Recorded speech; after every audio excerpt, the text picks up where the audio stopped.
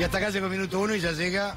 Voy a cometer una infidencia, que fue mi profesor de economía en la escuela de periodismo. Hace Marcelo tanto Coto. tiempo, 1980 y... ¿Picos? No, un poquito más, 86, 85, No. 83, perdóname. Ahí, principio 83. Sí, señor. Un buen alumno, bastante buen alumno, un tanto rebelde. Y un buen profesor. Un tanto rebelde. Todo tuyo, Marcelito. Abrazo Gracias. grande. Chau, Antonio. Gracias. Señores, le doy la bienvenida, programa número 5 de Desafío 2019, ya en la quinta temporada, aquí en la pantalla de C5N. En el programa de hoy le vamos a dedicar buena parte a la encrucijada de la oposición. Mientras el oficialismo ya definió candidatos, los principales al menos, para presidente, para gobernador y para jefe de gobierno, incluso desde la semana pasada esta parte, la novedad es, decidió que no va a desdoblar la elección, se va a votar junto para gobernador, también para jefe de gobierno y para presidente de la nación, y además tiene una estrategia clara, una estrategia electoral clara de la que hablábamos la semana pasada. Poner énfasis, hacer eje en temas de inseguridad, en temas de corrupción o transparencia, como la quieren llamar ellos, y tratar de ocultar o hablar lo menos posible de economía. Mientras en el oficialismo pasa eso, en la oposición no hay candidato. Ni siquiera se sabe si los dos sectores más importantes de la oposición, que es el kirchnerismo y el llamado peronismo federal o peronismo alternativo, van a ir juntos o van a ir separados, y mucho menos hay estrategia. En un lado hay organización, en el otro lado hay desorganización. De eso vamos a hablar, entre otras cosas, con el invitado Felipe Solá, personaje clave, justo en el día en donde Alberto Fernández, que es operador de Cristina, que viene bregando para que estos dos sectores se unan, dijo abiertamente que una buena fórmula, y un guiño importante, una buena fórmula para la presidencia sería, en el escenario del peronismo unificado, Cristina presidente, Felipe Solá vice. Se lo vamos a preguntar a Felipe si lo sorprendió, qué opina de eso, y bueno, hay tantas otras cosas más.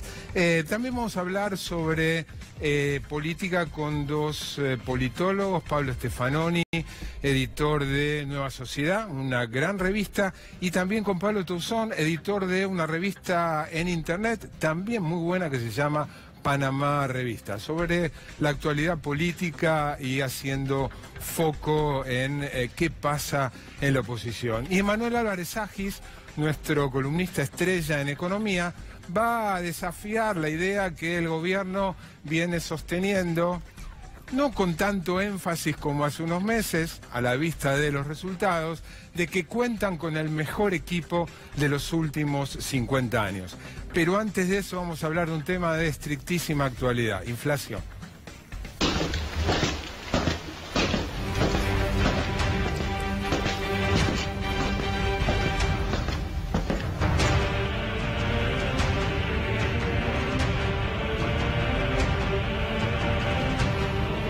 Imagínense que a ustedes le dijeran que su equipo acaba de perder 3-0, pero que en realidad el resultado no es tan malo porque la fecha anterior perdió 5-0.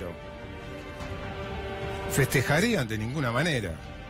Es un resultado no tan malo como la fecha pasada, pero igualmente un resultado espantoso, 3-0 de pérdida. La misma analogía se podría hacer con un tema un tanto más dramático. No, el terremoto fue de 7.5 en la escala Richter. Terremoto importante, pero claro, el anterior había sido de 8.2. Fue menos grave, pero igualmente devastador. Terremoto de 7.8. ¿A dónde voy con estas analogías?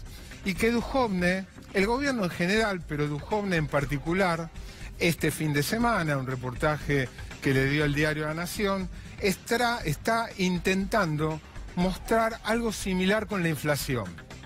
Vamos a bajar, dijo, sustancialmente la inflación. No va a ser tan espantosa como la del año pasado, casi 48%, va a ser sustancialmente menor. ¿Cuánto menor? No lo dijo, pero podemos profundizar un poquitito en datos incluso que acaban de publicarse hace horas. Antes que nada, empecemos con la inflación del mes de enero. Ya sabemos, 2018 terminó con 47.6, casi 48% de inflación. Ahí están viendo ustedes en pantalla qué se sabe respecto a la inflación de enero. Recién, la semana que viene, el día 14, el INDEC va a dar el dato oficial del índice de inflación urbano. Pero, ¿qué se supo hoy? La encuesta que todos los meses hace el Banco Central entre unas 50 consultoras, centros de investigación y bancos, arrojó que en promedio esperan para enero, el mes que ya terminó, calcularon una inflación de 2,5%. El estudio de Orlando Ferreres coincide que en enero la inflación fue de 2,5%, y la consultora EcoGo la eleva un poquito más a 2,8%. Si vuelvo a la de arriba, en la encuesta, lo que se llama relevamiento de expectativas de mercados que hace el Banco Central, no solo pregunta sobre la inflación de enero, sino pregunta sobre la inflación de mes a mes. ¿Y qué arroja que enero, febrero, marzo y abril, la inflación no va a ser menor a eso? No va a ser menor a 2,5%. Con lo cual ya en los primeros 4 meses vamos a tener más de 10% de inflación. Eso es lo que se sabe en lo inmediato.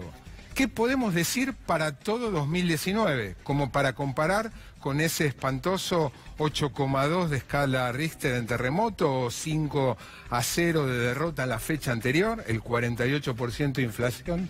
En la siguiente placa. El relevamiento de expectativas de mercado, es el segundo renglón, arroja que en promedio las consultoras, los centros de investigación y los bancos esperan una inflación de 29%. 6 puntos más que la que Duhovne y el Congreso aprobó en el presupuesto, previendo un 23% de inflación. Con lo cual, si se cumplen algunos de estos dos pronósticos, efectivamente el partido no va a haber sido con una derrota de 5-0, sino de 3-0, pero derrota muy notable al fin, y el terremoto habrá sido también importante. Todo eso sí se cumple, porque ¿bajo qué supuestos están elaborados estos pronósticos? Bajo el supuesto que las paritarias van a rondar el 23% aproximadamente, bajo el supuesto de que no va a haber más aumentos tarifarios de los ya anunciados, dicho sea de paso, en febrero electricidad en este mes, viene el transporte en meses sucesivos y hay otra tanda más adelante, más cerca de las elecciones. Pero el supuesto básico es que el gobierno va a poder mantener el dólar más o menos en los niveles en los que está en las últimas semanas. Que es más, lo viene sosteniendo con compras e incluso con compras por parte del Banco Central que ha incrementado. De hecho, venía comprando para que el dólar no caiga más de lo que había caído por debajo de los 38, venía comprando 50 millones de dólares y ha pasado a comprar 75. No obstante, ni siquiera así lo puede hacer que suba. Ahora, esto es una situación transitoria que bien puede cambiar o no, no se sabe, nadie lo sabe, a medida que la economía y la política se acerca a la elección.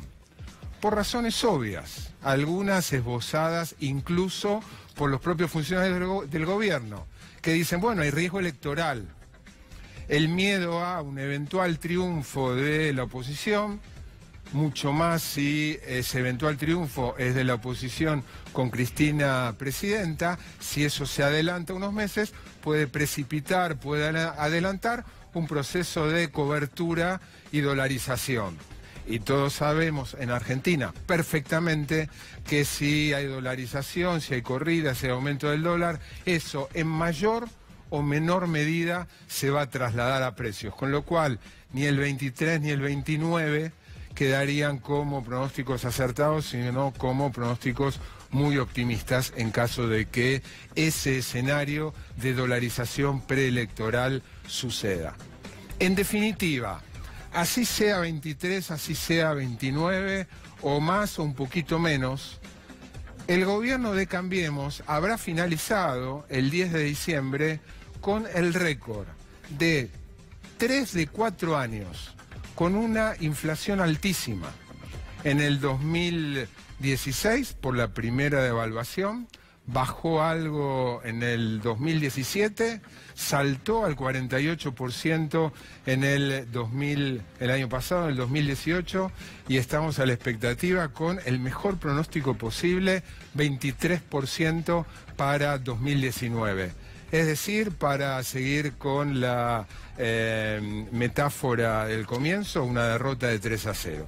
Ya que estamos, completemos con los datos que hoy reveló el relevamiento de expectativas de mercado. Las consultoras, ¿qué esperan? Esperan para diciembre un dólar a 48. Siguiendo con la lógica que decía recién, no están previendo un proceso de fuerte corrida, ¿no? Un 20% de aumento respecto a los niveles que están hoy, es un aumento incluso menor a la inflación esperada. Uno podría suponer que subyace en los pronósticos de las consultoras que el triunfo de Cristina no es el que más chance tiene. ¿Qué más? Volvamos. ¿Qué más espera el relevamiento de expectativas? Una economía cayendo 1,2%, con una leve mejoría a partir del segundo trimestre del año, y tasas de interés que siguen por las nubes. La tasa de interés que esperan en promedio para este mes es del 53%, y para junio de este año un poco más baja, pero igualmente muy por encima de la inflación esperada. O sea, rendimientos positivos, tasas reales positivas, estratosféricas. Lo que para los bancos es un negocio no solo extremadamente rentable, sino muy fácil.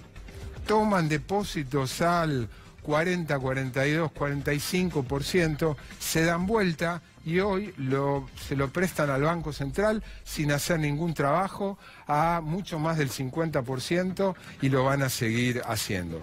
Con lo cual, y para terminar, no solo Macri habrá entregado el gobierno con 3 años de muy alta inflación y uno de inflación alta, sino con 3 de 4 años de recesión.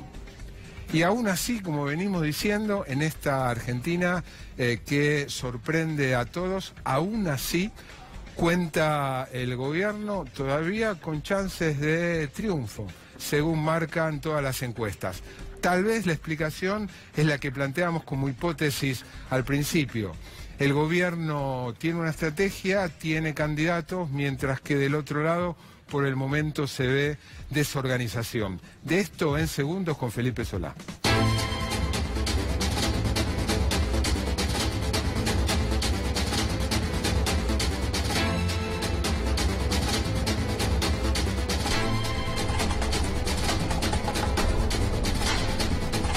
¿La 126 o no?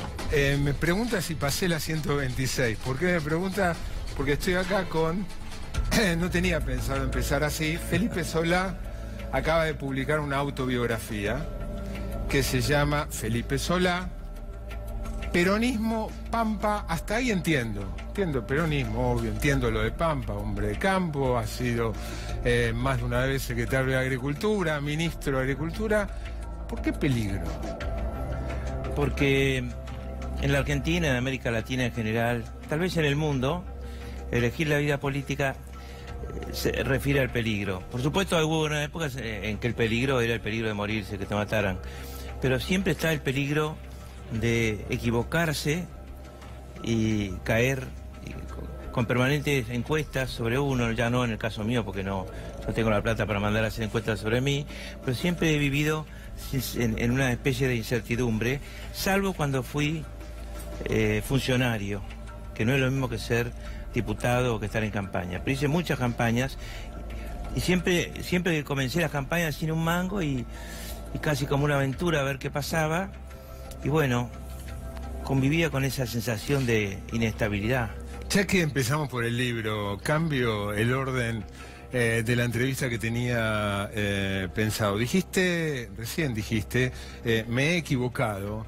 Y en el libro, y es una de las cosas a destacar en el libro, más allá de lo que cualquiera pueda opinar o pensar sobre la trayectoria de Felipe, algo, y tengo leído muchos libros autobiográficos de políticos, tenés mucha autocrítica, o sea, reconoces muchas equivocaciones, así como te reconoces muchos méritos. No es habitual reconocer tantas equivocaciones. Que recuerden, me preguntaste si pasé de la 126 y mira, ahí está marcado. Fui por la 193, pero el resto lo leí cruzado. Sí. Y se lleva el libro, está bien. Sí. Está bien. Reconoces haberte equivocado con Menem, reconoces haberte equivocado en no planificar el futuro de la soja, todo lo que la soja iba a cambiar en la Aclaremos que economía. 20 años, ¿no? Perdóname que te interrumpa. Yo aprobé la soja transgénica en el 96 y me fui en el 98. Ujú. En ese momento se sembraron algo así como 4 millones de hectáreas en el 98. Ahora se siembran 20 hace rato. Es muy difícil planificar el cambio tecnológico 20 años porque te fuiste o qué va a pasar. Pero yo empecé a ver los efectos buenos y los efectos malos. Una revolución agrícola. Pero los efectos malos los empezaste a ver después. Sí, claro. Nunca imaginé efectos malos desde el punto de vista de el número de empresarios. Es decir, el número de propietarios más o menos se mantuvo, pero el número de gente que trabajaba realmente en el campo y le alquilaba a los propietarios se redujo. Sabían los pools de soja. Claro, y aunque que no son la única realidad para nada de la soja. Pero, no, y el otro problema es que es muy técnico, no quiero caer en el agronomato, pero la verdad es que el monocultivo de soja en 20 millones de hectáreas, como lejos el principal cultivo de la Argentina, el más seguro en rendimientos, generalmente con precios más o menos rentables, a veces muy rentables, otras veces, por ejemplo, en la época, ahora están en 330, 350. Había llegado a 600. En Chicago, llegó a casi 600, no llegó a 600. Pero en la época del 1 a 1 estaba en 200 y pico, y con costos altísimos. Esos fueron los años de que fui secretario de Agricultura. Pero se usa glifosato. El glifosato es de los más débiles dentro de todos los insecticidas, herbicidas, biocidas se llaman, herbicidas en este caso, que estudiábamos en la facultad hace 40 años. El menos nocivo. Sí, es de los más suaves. Pero si es el único que se utiliza, y lo utilizan todos, y las malezas son cada vez más resistentes porque hay mutación. Las malezas son malezas porque se avivaron, en lugar de producir mucho, resisten mucho. Aumenta la resistencia. Claro, entonces mutan, aumenta la resistencia, entonces las dosis son cada vez mayores. Y 20 años seguidos y con dosis cada vez mayores generan un problema. Primero con los vecinos a los campos, porque hay desaprensión de algunos intendentes, otros no, que se dieron cuenta, y desaprensión de productores que lindan con los pueblos. Y además hay, me parece a mí, una resistencia de darse cuenta que el modelo está agotándose, que hay que cambiarlo. Sigo con el libro. Vos contás un montón de anécdotas del 73 en adelante, básicamente. Contás que en la campaña del 99, cuando Duhalde y Palito pierden con De la Rúa y Chacho Álvarez, contratan a John Carville, ¿no? Un consultor estadounidense. John Carville hace focus group, hace encuestas y le dice a Duhalde, el eje pasa por la ética. Exactamente. Y Duhalde un poco lo contradice, dice, no, lo importante es lo mal que está la economía, la convertibilidad. Bueno, y das a entender que tenía razón Carville. Y tenía razón Duhalde, los dos. Desde el punto de vista de lo que pasó 2 años después, el 1 a 1 era insostenible ya en el 99. Bueno, pero gana la alianza con un discurso pero desde el ético. punto de vista de lo que la gente pensaba, la gente atribuía más importancia a lo ético, después de los años de Menem, que a la situación económica. A lo que voy es, hoy, si puede haber otro, el eje es la economía, el eje es la corrupción, ¿cuál es el eje? Así como John Carville dijo en ese momento, y coincidía con el otro yanqui que asesoraba a De la Rúa, que era Dick Norris, creo, ¿no? Dick Morris. Coincidían los dos. Voy a ser la policía, el enfermero, Ese fue un video famoso de Dick Morris para De la Rúa, ¿no? ¿Cuál es el eje hoy? El eje hoy para mí es la necesidad enorme de certidumbre de las personas. ¿De certidumbre? Sí. ¿Y cómo certidumbre es, transmitir certidumbre? Perdón porque te interrumpo. Puedo confiar en este ministro, puedo confiar en este presidente, puedo confiar en que piensan las cosas que hacen, en que tienen autocrítica, que es muy importante, que se dan cuenta de los cambios y que además son serios, son responsables, planifican y no están ahí para afanar. Esa sería certidumbre, y que entonces me van a generar una cierta certidumbre. Por ejemplo, vamos a combatir la inflación, pero eso no quiere decir que vamos a hacerlo a costa de matar la economía, ¿no es cierto? Vamos a combatir la inflación, pero vamos a hacer acuerdos también, acuerdos de precios, salarios, tarifas, inversión, tasa de interés, ¿no es cierto? Todo lo que importa en acuerdo, porque la inflación tiene varios costados, tiene un costado de puja social y económica, donde gana el que más puede remarcar. No es solamente una cuestión monetaria, ¿no es cierto? Entonces, se imponen acuerdos en la Argentina con la gente que tiene más poder, ¿desde quiénes? Desde los que tienen más número de votos, pero menos poder. Sindicatos, sociedades, asociaciones civiles, organizaciones sociales, el pueblo en general, etcétera. Acuerdos de mediano y largo plazo que se transformen en leyes. Eso creo que la gente necesita. Voy al comienzo, a lo que planteaba al comienzo del programa. En el oficialismo se ve candidatos tan definidos, ¿no? A menos que haya una debacle económica y Macri decline su candidatura, todo indica que va a ser el candidato a presidente. Hay candidatos, hay una estrategia clarísima, ¿no? No sé si coincidís conmigo, supongo no estás de acuerdo, pero la estrategia electoral es visible y es clara, mientras que del otro lado no hay candidatos, no se sabe siquiera si van a ir unidos o separados, y mucho menos hay estrategia. Acepto lo que decís como una fotografía del primer día de febrero. La compro, es más o menos así. Pero al mismo tiempo creo que en el oficialismo tienen candidatos porque no tienen otro, no tienen reemplazo, no tienen equipo, tienen una estrategia porque no tienen otra, no tienen salida, ¿no es cierto? Fue pésima la gestión, es casi indefendible, entonces la única estrategia a la que apuntarán será cuestiones como, por ejemplo, ¿a quién apoya más el exterior, el mundo exterior o el establishment, si querés, financiero del mundo? ¿No es cierto? Esa va a ser me parece, una de las estrategias. Ahora, no pueden dar certidumbre. ¿Y ustedes? Nosotros tenemos varios candidatos y por eso hay todavía runrunes, falta de certidumbre sobre quiénes van a ser, etcétera. Y eso se va a aclarar. Bueno, es un momento que puede parecer confuso políticamente, pero no es tan confuso. ¿Por qué decir no está confuso? No es tan confuso, porque tengo experiencia y porque sé que a medida que se acortan los tiempos las decisiones avanzan a una velocidad mucho más rápida. Pero Felipe, sin ir más lejos, hoy, por un lado tenés el peronismo alternativo, el peronismo federal reunido en Mar del Plata, con declaraciones de uno de sus principales referentes, Miguel Ángel Pichetto, ratificando que de ninguna manera, por lo menos él, pero nadie lo ha desmentido, va a competir aliado con Cristina. Por el otro lado tenés a Alberto Fernández, que sigue tratando de impulsar la unidad, lo mismo que vos. O sea, no parece estar aclarándose, todo lo contrario. No, lo que digo que se está aclarando es que hay un grupo que no quiere arreglar de ninguna manera y que no le importa es una manera de decir que están buscando algo distinto que no es ganar, que es el grupo llamado Peronismo Federal.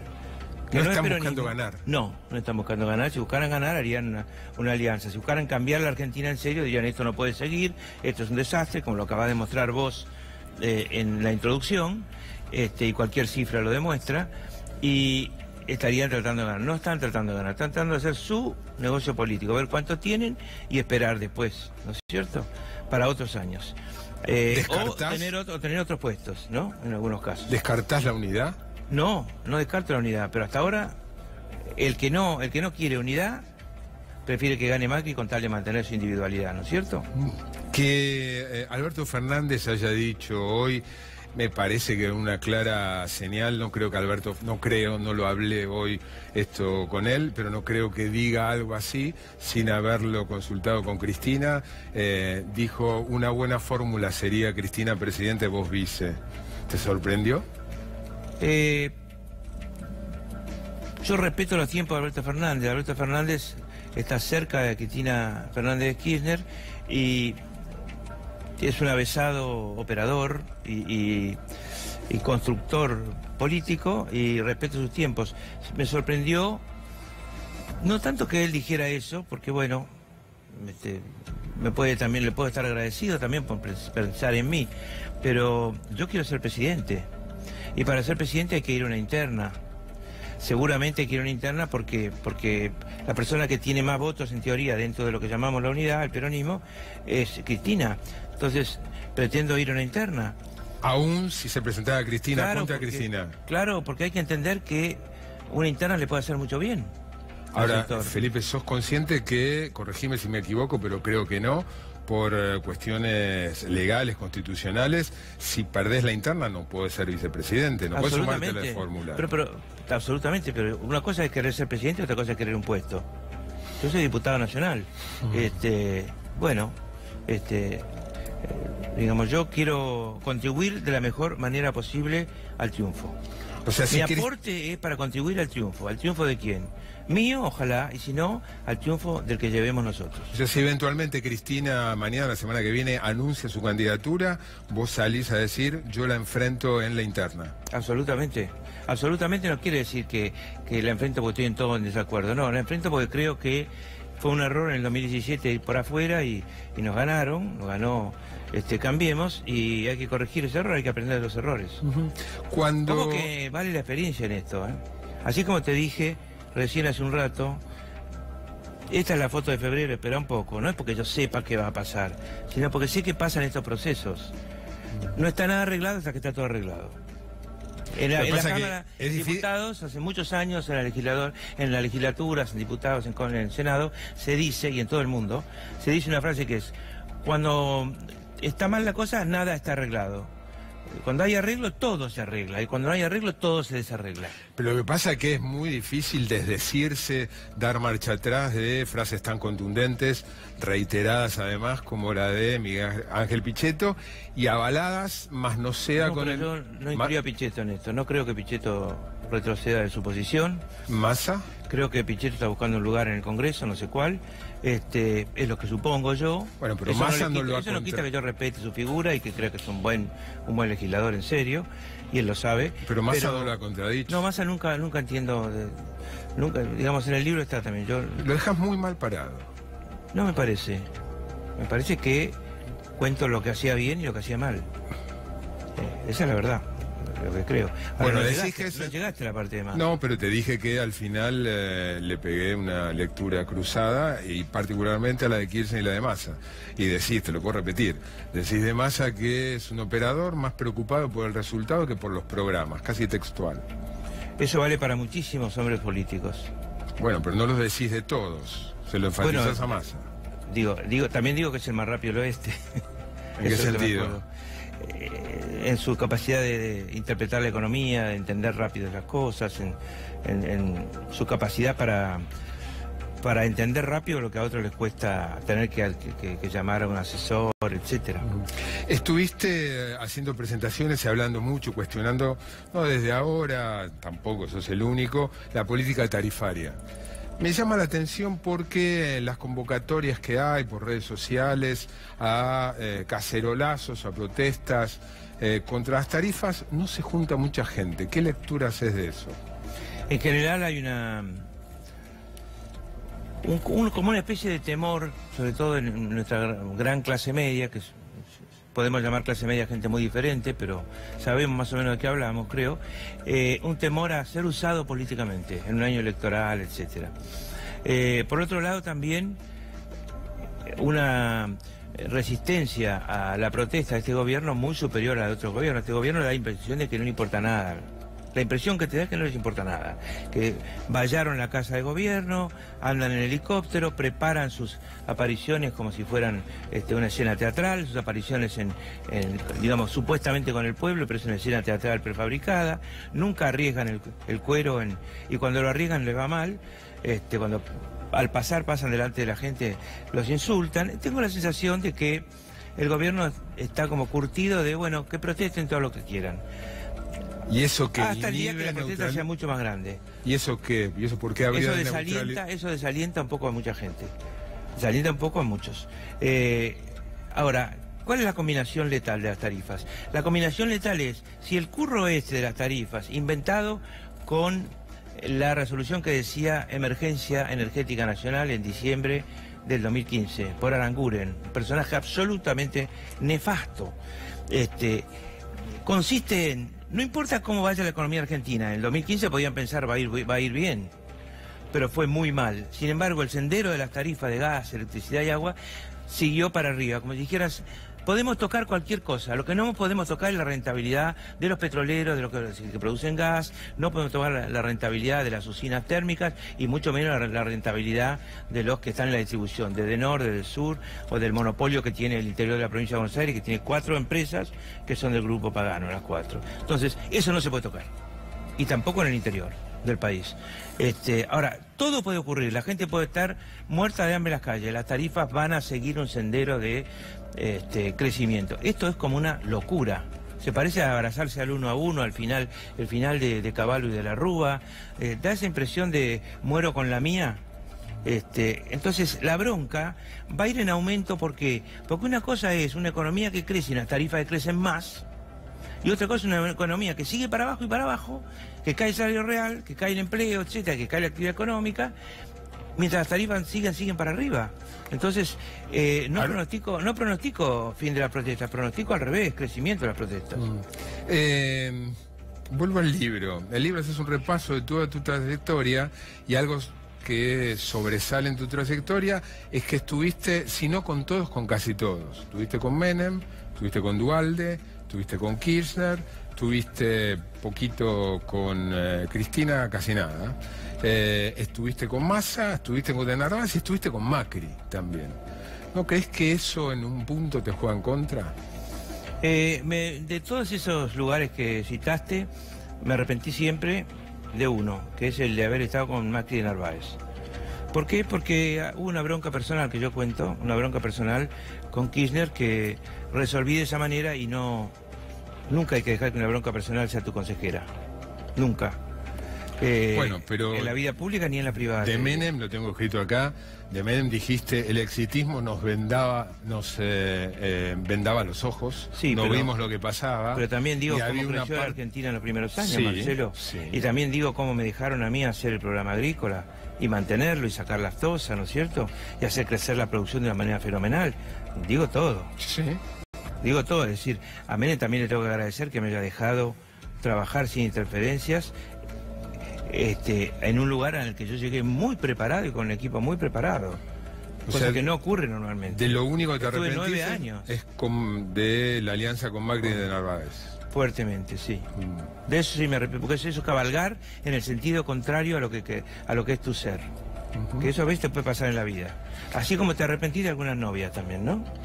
Hablas mucho de tu vida privada. Mucho no, poco.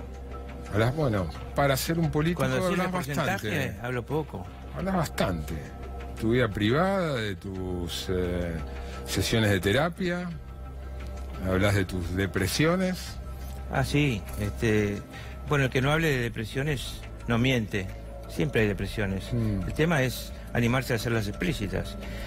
No como un hecho permanente, sino como en mi caso era un tema que se hablaba en mi casa. Y no había nadie expresamente deprimido, pero se hablaba de una depresión momentánea, de la depresión del domingo a la noche, clásica, o del domingo a la tarde, de la depresión porque sí. Había como una... Había una realidad en la que eso era parte de la realidad también, la alegría y la depresión.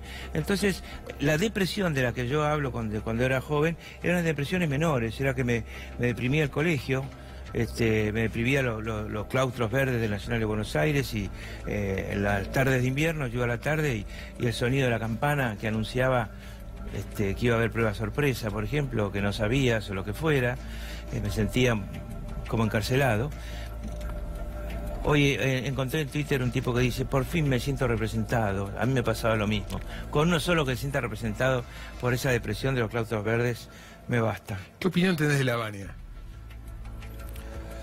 Lavagna es un hombre muy capaz, es un fino economista político, pero no es un político. ¿Cuál es la Al decir diferencia? un fino economista político estoy diciendo algo muy difícil de encontrar en los economistas, que es el darse cuenta de lo que hay que hacer y de lo que no hay que hacer, y el saber transmitirlo, y el saber conversarlo con los hombres políticos como poca gente.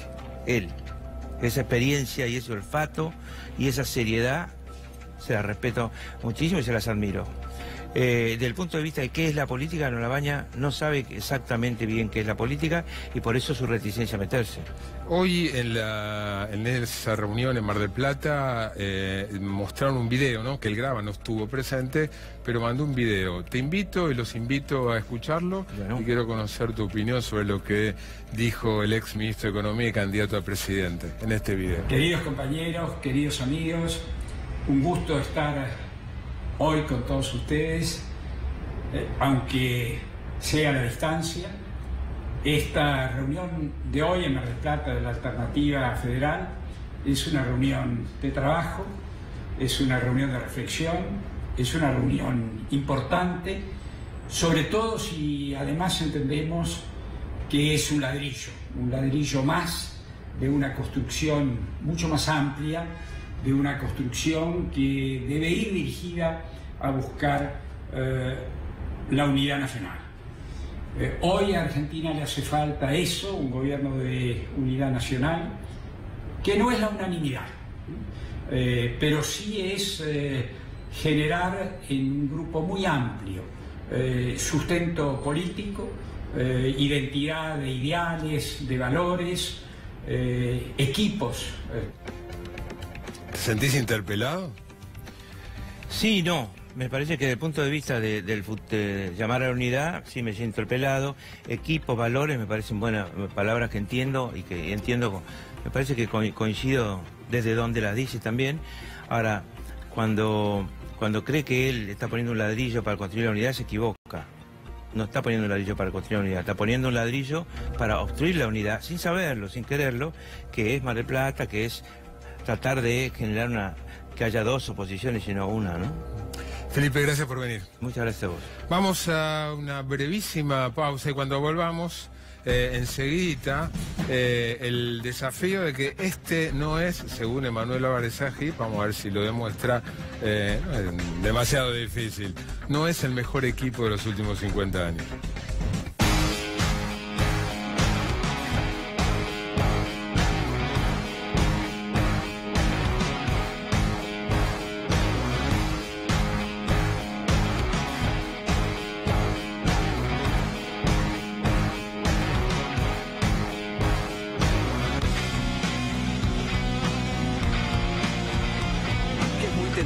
Pensar que existe esa persona infalible que todo lo puede y todo lo va a resolver.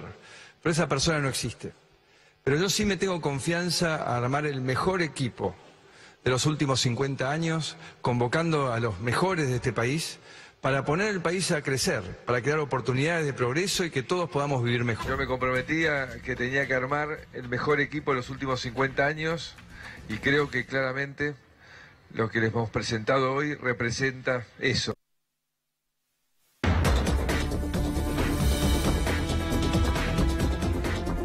Bueno, Emanuel Álvarez Aggi, muy buenas noches. Buenas noches, Marcelo, ¿cómo estás? Lo vas a contradecir.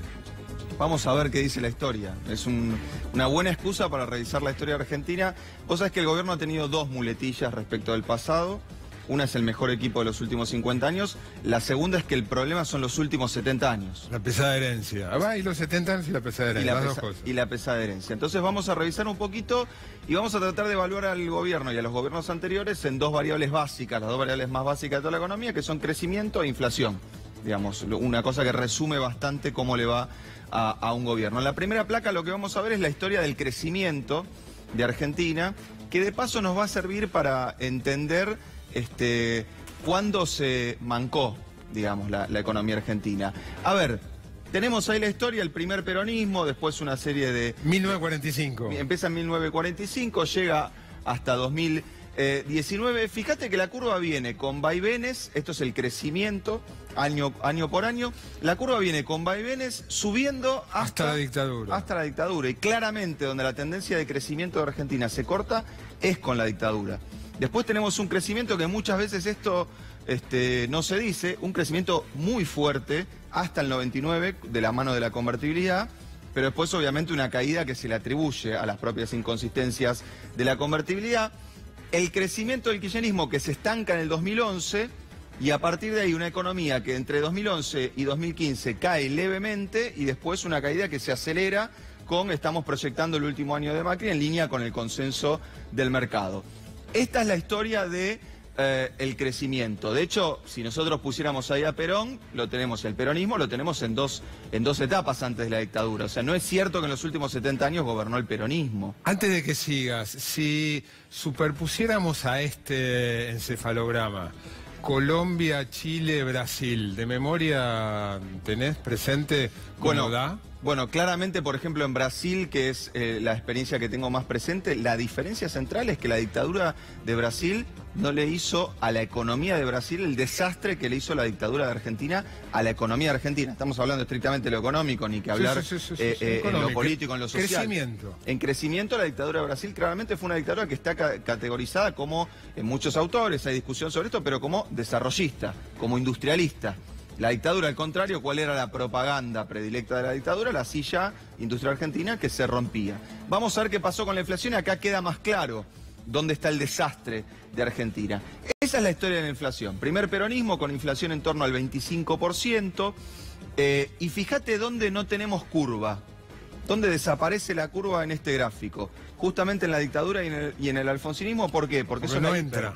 Eso es la hiper, claro, más o menos nos llega al techo del estudio, claro, digamos, claro. La curva. Después, la desaceleración dramática que genera la convertibilidad, después de algunos vaivenes de Menem que encuentra finalmente en Cavallo a la solución de la hiper, la suba paulatina en el primer gobierno del kirchnerismo, o sea, en el gobierno de Néstor Kirchner, en torno al 20 en los dos gobiernos de Cristina y la aceleración que vos marcabas en la introducción con Mauricio Macri. Para resumir y para evaluar realmente si este es el mejor equipo de los últimos 50 años, vamos a ir a ver los resultados concretos, la tabla de posiciones, si querés, en materia de crecimiento y de inflación de los últimos 50 años. Nos tenemos que ir hasta Onganía.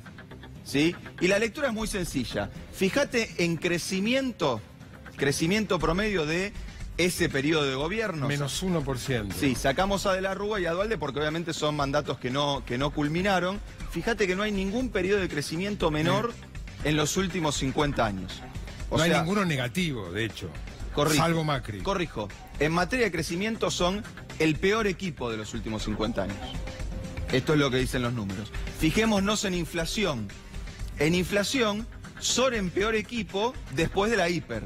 Digamos, en esta sección, donde vos tenés la hiper, y en estas inflaciones altas, que están en Lanuse y Cámpora, tenés inflaciones de, claramente, 58, 60, y esas tasas de hiperinflación entre el tercer peronismo y la presidencia de Alfonsín. Pero desde la vuelta a la democracia, salvo la cola que tiene Menem de la hiperinflación de Alfonsín, en materia de inflación no podemos encontrar a nadie peor, salvo, insisto, Alfonsín y el primer menemismo. Fíjate que incluso el menemismo, en materia de crecimiento, tiene 2,4% promedio consecutivos y la cola de la hiper de Alfonsín, 421%, pero cero de promedio, de hecho con años de deflación. Digo que fue nefasta, ¿no? No es un programa para aplaudir, pero es un programa que para los que no veían la inconsistencia era muy bueno. Extendete un minuto, porque seguramente hay muchos jóvenes que escuchan hablar muy mal del menemismo, pero dicen, ¿cómo? 4% en los dos periodos, 0% de inflación y una hiperinflación atribuible al gobierno anterior. ¿Por qué pese a eso se habla mal del menemismo? Bueno, básicamente porque, a ver, yo recuerdo, y esto es una característica de la inflación, ¿no? Si vos me preguntás hoy a mí los precios que me acuerdo los precios de la convertibilidad.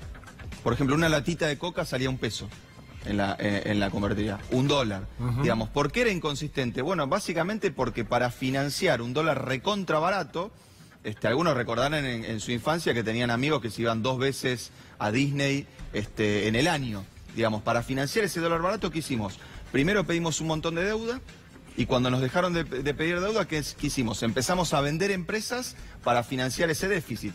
Imagínate que ahora que Macri se quedó sin deuda externa, dijera, bueno... Sin posibilidad de tomar. Sin posibilidad de tomar deuda externa, dijera, bueno, para pagar el próximo vencimiento necesito 4.000 millones de dólares, vendamos la mitad YPF. Y en la próxima diga, necesito 2.000 millones de dólares, vendamos aerolíneas. Bueno, eso hizo el menemismo a lo largo de todo el ciclo de la convertibilidad, con un dólar que, insisto, recuerdo un humorista argentino que decía, Argentina volvió al mundo porque a mí en un hotel de Miami ahora me aceptan pesos. Bueno, duró 10 años. Tengo libro. ¿Tenés libro? Tengo libro. No, te lo veo en la mano. Bueno, voy a hacer lo que siempre quise hacer, porque esta vez vamos a recomendar algo para la cartera de la dama y el bolsillo del caballero. Ah, minúsculo. Minúsculo. Una edición muy chiquita de Fondo de Cultura Económica, John Maynard Keynes. Me interesa el subtítulo. ¿Qué dice? No leo Un acá. capitalista revolucionario. No lo conocía. Es uno de los autores más interesantes contemporáneos que tenemos, es Roger Backhouse. Ah, es sobre Keynes. Es sobre Keynes, una especie de biografía y contando también la historia económica que atravesó a Keynes. Un libro muy chiquito, se lee muy fácil, muy recomendable. Otra vez, ¿cuál es el autor? Roger Backhouse. Backhouse. Gracias, Emanuel. Gracias a vos. Ahora, enseguidita, volvemos a hablar estrictamente de política con dos especialistas. Pese a que no son el mejor equipo de los últimos 50 años, sino, no sé si todo lo contrario, pero más o menos siguen teniendo, insisto, chances de ganar. Le vamos a preguntar a dos politólogos por qué creen que eso sucede.